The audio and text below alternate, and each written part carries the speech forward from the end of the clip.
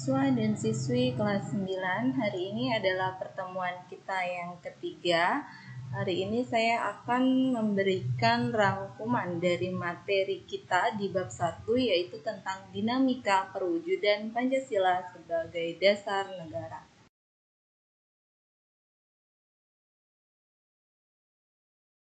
Assalamualaikum warahmatullahi wabarakatuh.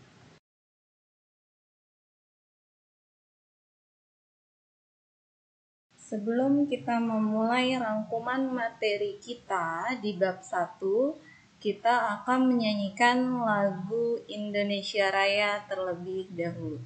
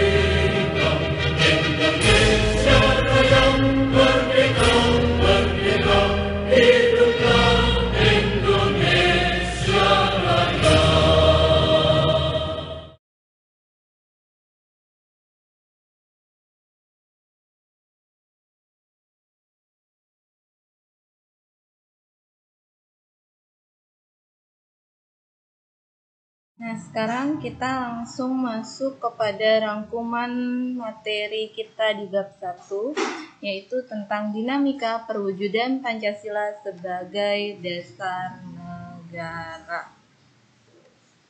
Pada tahun 1945 hingga tahun 1950 itu adalah masa awal kemerdekaan Indonesia, di mana pada masa ini penerapan Pancasila di Indonesia mendapatkan banyak tantangan dari berbagai pihak.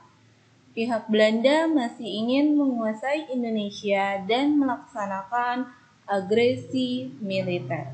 Apa saja pemberontakannya? Pemberontakan yang terjadi pada tahun 1945 sampai tahun 1950 itu ada 5 pemberontakan. Yang pertama yaitu pemberontakan PKI atau sering disebut sebagai Partai Komunis Indonesia. Yang kedua yaitu pemberontakan DITII atau disebut sebagai Darul Islam atau Tentara Islam Indonesia. Yang ketiga yaitu APRA, Angkatan Perang Ratu Adil. Yang keempat ada Andi Aziz. Dan yang kelima pemberontakan RMS atau Republik Maluku Selatan.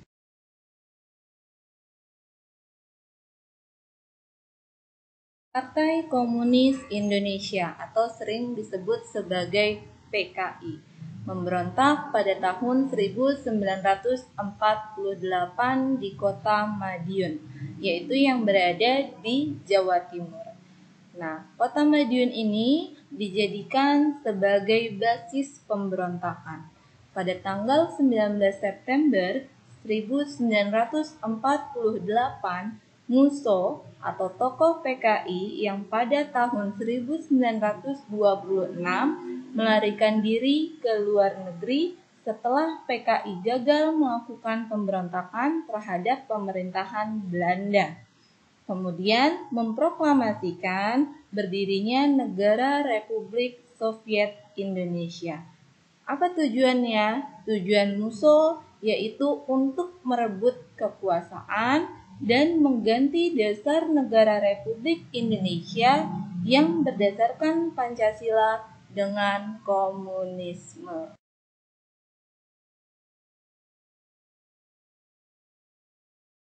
Ini adalah gambar gerakan Darul Islam. Gerakan Darul Islam mempunyai pengaruh di daerah-daerah. Setelah Kartosuwiryo memproklamasikan NII atau sering disebut sebagai Negara Islam Indonesia di Jawa Barat dan Jawa Tengah. Pasukan Amir Fattah menyatakan bergabung dengan DITII.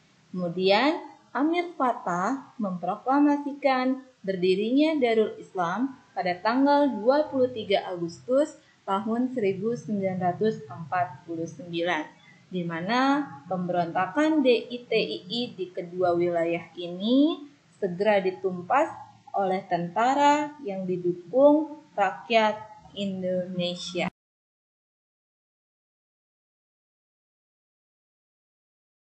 Ini adalah foto dari APRA atau Angkatan Perang Ratu Adil.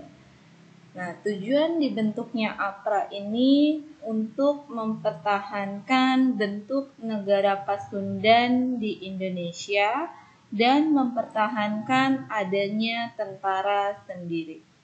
APRA melakukan pemberontakan pada awal tahun 1950 dan berhasil menguasai sebagian kota Bandung.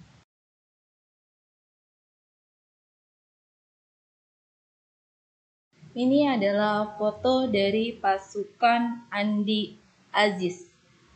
Pada tanggal 5 April tahun 1950,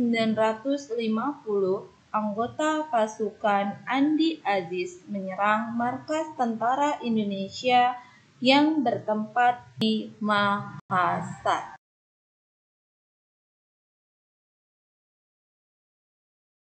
Ini adalah foto dari RMS atau sering disebut sebagai Republik Maluku Selatan yang dipimpin oleh Dr. Seu Mokil, mantan Jaksa Agung di Nusa Tenggara Timur. RMS berdiri pada tanggal 25 April tahun 1950, di mana pada waktu itu awalnya pemerintah bersikap lunak dengan merundingkan masalah RMS secara damai, namun akhirnya ditolak. Setelah adanya penolakan tersebut, pemerintah mengirim ekspedisi militer ke Maluku dan pemberontakan akhirnya dapat dipadamkan.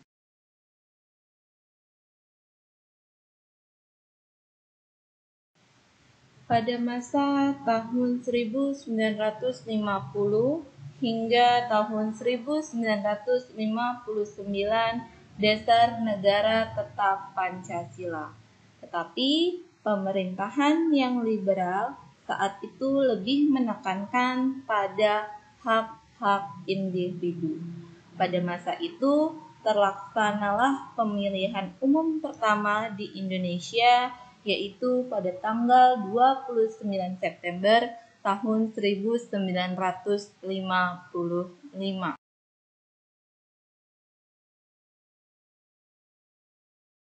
Pada tahun 1959 sampai tahun 1966 disebut sebagai demokrasi terpimpin. Mengapa disebut sebagai demokrasi terpimpin? Karena pada waktu itu di dalam demokrasi terpimpin ini dianggap tidak berada pada kekuasaan rakyat sebagaimana yang telah diamanatkan nilai-nilai Pancasila. Namun, kekuasaan ini berada pada kekuasaan pribadi presiden.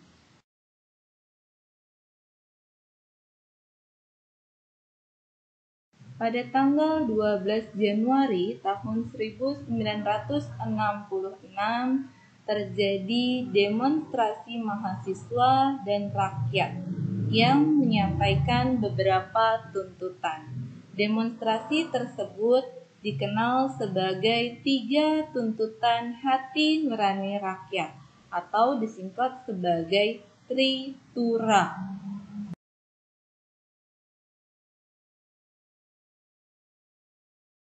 Pancasila merupakan ideologi yang bersifat terbuka.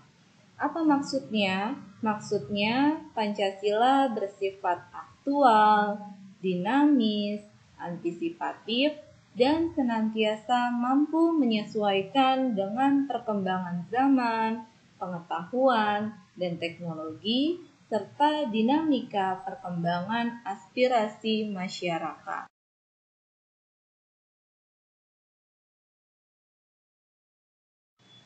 Perwujudan nilai Pancasila di bidang politik dapat dilihat dalam beberapa hal, seperti lembaga negara, hukum, dan sistem demokrasi Indonesia. Perwujudan nilai Pancasila dapat dilihat pada demokrasi Pancasila yang mengutamakan musyawarah mufakat. Musyawarah dapat diartikan sebagai upaya bersama untuk mencari pemecahan suatu masalah.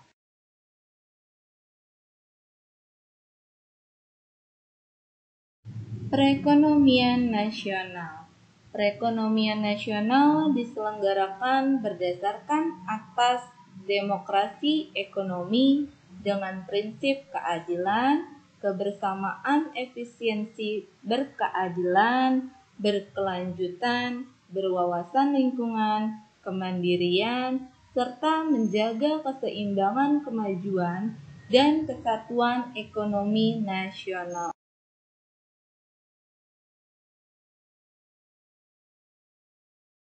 Perwujudan nilai-nilai Pancasila di bidang pertahanan dan keamanan terlihat pada Undang-Undang Dasar Negara Republik Indonesia tahun 1945 pada pasal 27 ayat 3 dan pasal 30 ayat 1.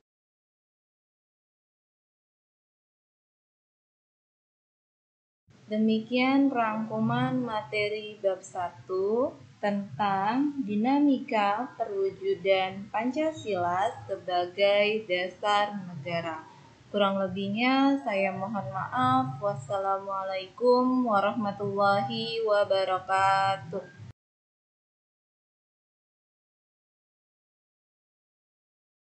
Untuk tugasnya, silahkan kalian buka LKS halaman 15. Kalian kerjakan yang bagian 2, nomor 1 sampai 10. Kalian kerjakan di buku tulis jawabannya saja. Lalu kalian tambahkan nama, kelas, dan tanggal. Setelah selesai, kalian kirimkan tugas kalian melalui WA.